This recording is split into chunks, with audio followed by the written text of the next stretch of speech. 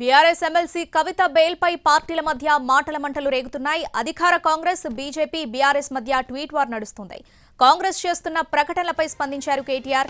BRS, BJP పొత్తు గురించి కాంగ్రెస్ పనికిమాలిన ప్రకటనలు చేస్తుందని మండిపడ్డారు.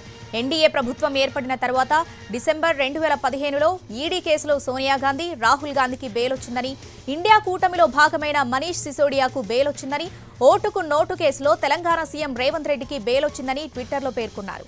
దీన్ని బట్టి బీజేపీ, కాంగ్రెస్లు పొత్తులు పెట్టుకున్నాయని మనం అనుకోవచ్చా అని ప్రశ్నించారు కేటీఆర్.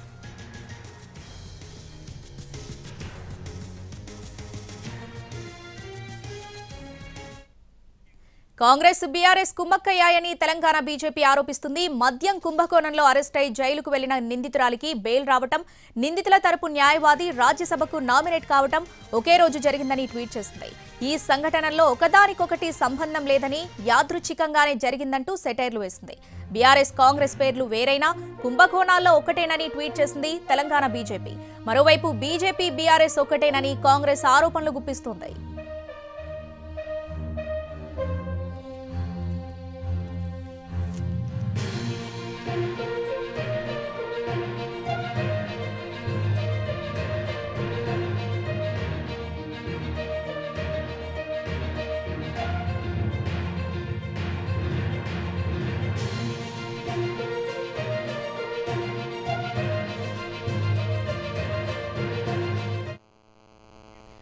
బీఆర్ఎస్ ఎమ్మెల్సీ కవిత బెయిల్ పై పార్టీల మధ్య మాటల మంటలు రేగుతున్నాయి. అధికార కాంగ్రెస్, బీజేపీ, బీఆర్ఎస్ మధ్య ట్వీట్ వార్ నడుస్తుంది. కాంగ్రెస్ చేస్తున్న ప్రకటనలపై స్పందించారు కేటీఆర్. బీఆర్ఎస్, బీజేపీ పొత్తు గురించి కాంగ్రెస్ పనికిమాలిన ప్రకటనలు చేస్తుందని మండిపడ్డారు.